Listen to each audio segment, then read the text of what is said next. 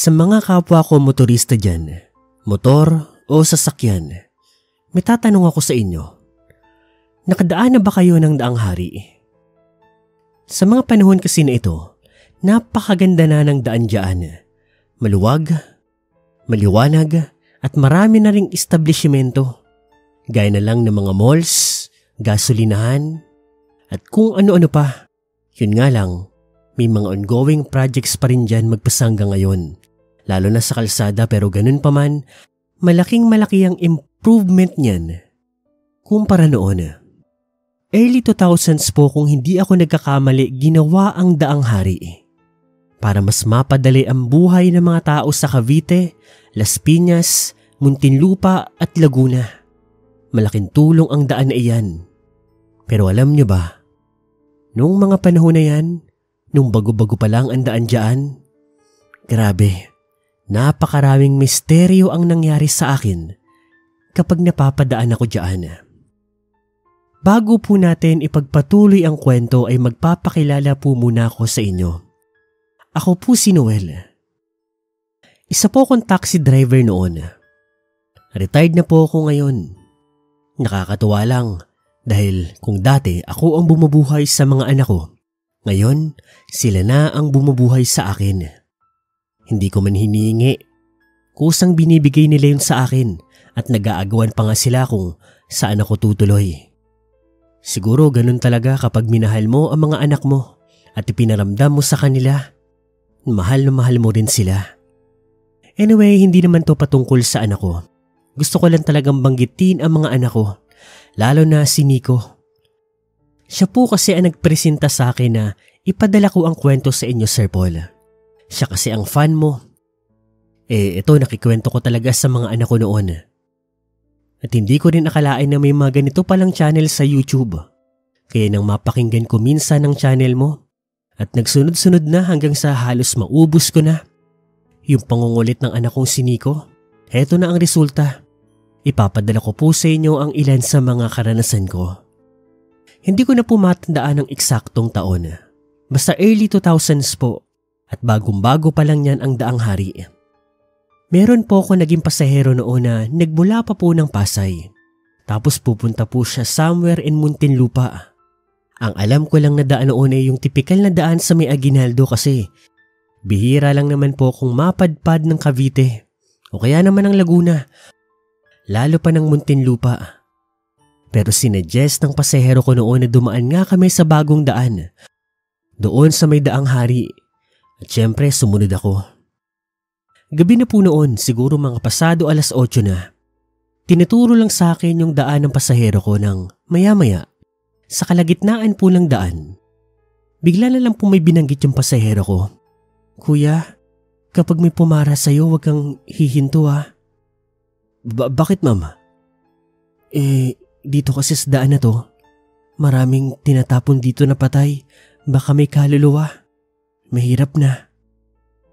Kinilabutan ako bigla. Ako pa naman yung taong matatakotin sa ganyan dati, Sir Paul. Miss, huwag ka namang matakot, matatakotin pa naman ako. Hindi po ako nananakot.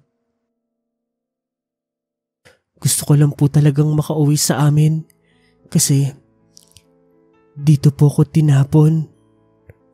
Pagbaling ko ng lingon ko doon sa may rear view mirror ko, nagulat ako dahil yung babaeng nasa likod ko, mula sa normal na itsura, bigla pong nagbago. Biglang naging duguan siya, maraming sugat, at punong-puno ng dugo. Bigla ako napapreno ng malakas, Sir Paul. Mabuti wala akong kasabay, kasunod o nasa gilid. Solo lang po ako nagmamaneho noon. Agad akong napahinto. Nag-skid pa nga yung gulong ng sasakyan ko at muntik pa ako mabunggo sa gilid. Hingal na hingal, ang sakit ng puso ko, kinakabahan, takot na takot ako. At pagbalik ng lingon ko sa aking likuran, wala na yung babae. Maya-maya po ay may huminto na sasakyan sa tabi ko. Nakakita ako ng pula at asul na ilaw. Pulis. Bossing, ayos ka lang? Mukhang na-aksidente ka. Hindi naman po boss, nadulas lang ako. Malakas din po kasing ulan eh. Parang takot na takot ka. Wala boss. Sabihin mo. nakakita ka din ng isa sa mga multo rito? Boss, paano kung sabihin ko sa'yo oo? Baka pagkamali niyo pa akong... Huwag ka mag-alala. Maraming naaaksidente dito sa gabi. Kasi may mga nagbumulto rito. May mga nakikisakay, may pumapara. May bigla-bigla na lang tumatawid. Mabuti pa bumalik ka na sa inyo. Susundan kita hanggang sa makalabas ka sa daan na to. Wala na ako nagawa noon kundi sumunod sa mga pulis. Takot na takot ako, Sir Paul. Buti na lang talaga may mga pulis doon. Hindi ko akalain na nakapagsakay na pala ako ng isang kaluluwa. Nakauwi naman po ako ng ligtas nung gabing yon. Hindi ko sinabi sa misis ko ang nangyari. Baka siya pagkamalan ako nag-aadik eh. Lumipas po ang mga panahon. Nangako ako sa sarili ko na hindi na talaga ako magdadala ng pasahero o maghahatid ng pasahero kapag dadaan ako doon sa daan na iyon. Pero shit happens talaga. Naghatid ako ng pasahero sa may General Trias, Cavite. Tapos nung pauwi na ako, bigla na lang po may pumaras sa akin. Boss, mga anak ng misis ko, pwede ka ba? Siyempre umuo naman ako. Emergency yun eh. Ang kaso, nung maisakay ko na sila, saan ko kayo hatid na ospital, boss? Sa Alabang. Doon kami, boss eh. Okay lang ba? Saan pwedeng dumaan? Sakto, sa Daang Hari pinakamabilis. Dalian niyo, boss. Hindi na ako nagreklamo o nag-inarte pa. Emergency na yun eh. Takot na takot man, inisip ko na lang noon na may kasama naman ako. Yung lalaki, yung asawa niyang buntis at yung kapatid ng buntis. Bali, 4 kaming nasa taxi noon kaya kahit papaano ikampante ako. Ang kaso, Sir Paul, nung nasa kalagitnaan na kami ng biyahe at nandoon na mismo sa may Daang Hari, bigla na lang po kaming nakarinig ng kalampag sa itaas ng bubungan ko. Para bang may bumato o may nalaglag na bagay doon sa itaas. Boss, huwag kang hihinto. Aswang yan. Yan yung pumupintarya sa asawa ko. Bilisan mo. Hindi ko alam kung nasisiraan lang ba ng bait yung lalaki. Baliw ba siya o nakainom? Pero hindi. Lahat sila ay punong-puno ng takot. Pagsilip ko sa itaas, nakakita ako ng babaeng lumilipad. May pakpak na parang sa paniki. Pucha, ano yun? Sunod-sunod niyang kinalmot ng bubungan ng aking sasakyan. Pero wala na akong pakialam doon kasi nakakatakot, parang papatayin talaga kami noon. Boss, huwag ka mag-alala, babayaran ko yung sasakyan mo. Babayaran kita ng malaki. May hatid mo lang kami doon sa Alabang. Pero sa totoo lang, wala akong pakialam sa ibabayad niya. Bakit? Gusto kong mabuhay. Sa awa naman po ng Diyos, nang marami na kami nakakasabay na sasakyan at napadpad na kami sa parteng medyo marami ng tao, nawala na lang po yung aswang na yun. Tapos naihatid ko po sila sa Alabang. Inabutan po ko ng lalaki ng napakalaking halaga. Sobra-sobra pa po sa pagpapagawa ng aking sasakyan. Hindi ko po yun hinindian.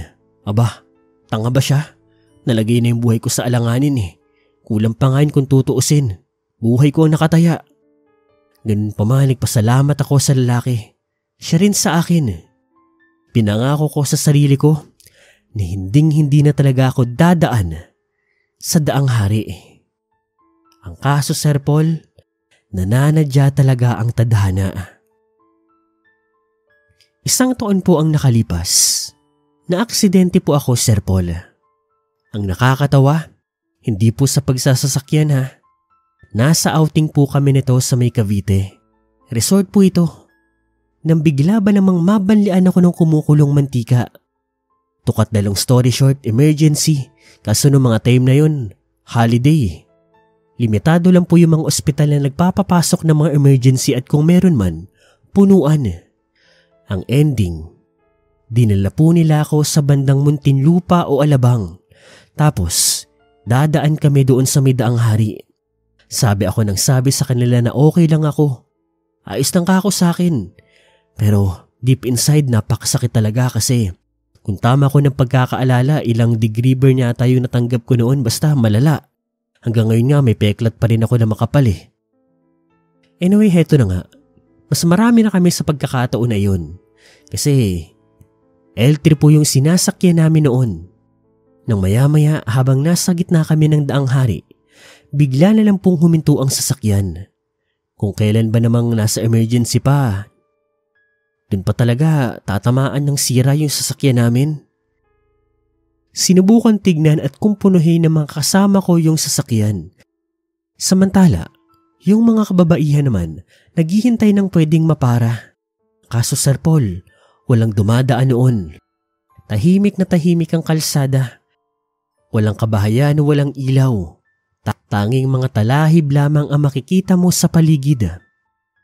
Nang maya-maya, kitang-kita po namin na may mga naglalakad na tao. May hawak na kandila. Tapos lahat po sila nakaitim. Hindi namin makita kung ano ang mga itsura po nila. Sinatatakpan po. Nakakakilabot po silang makita. Para silang nagpoporsisyon. Maya-maya Sir Paul, nang napadaan na sila sa mismong pwesto namin, sinubukan po silang kausapin ang misis ko.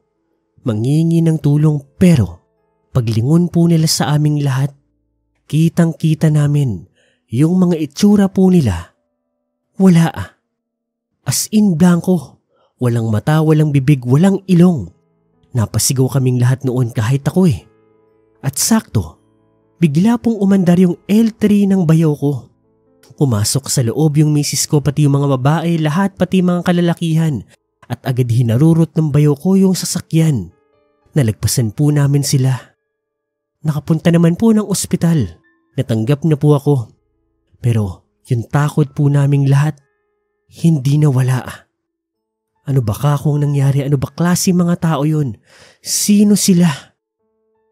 Ganun pa man, yung mga katanungan ko, hindi na po nasagot pa. Doon ko na nga rin ikinuwento sa kanila yung mga karanasan ko sa daang hari. Pero lahat ng yun, misteryo pa rin para sa amin. Matagal din po akong hindi dumaan ng daang hari. Ngayon na nga lang, siguro mga 2 weeks ago, nang namasyal kami ng anak ko dyan sa may isang mall dyan. Hindi ko na matandaan yung pangalan ng mall eh. Basta yung parang pagmamayari daw ng Ayala. Ewan ko kung tama ba yung impormasyon ko pati ng anak ko. Basta yung magandang mall dyan. Maganda na ang daang hari ngayon. Maaliwalas, hindi na nakakatakot dumaan. Marami na rin kasing dumadaan. Hindi tulad noon na ang pwede mong makasabay ay mga weirdong tao, aswang, o kaya naman multo. Kayo Sir Paul, mga tagapakinig, anong kwentong daang hari nyo? Kwento nyo naman para mapakinggan din namin. Hanggang dito na lang po Sir Paul. Muli ay ako po si Noel.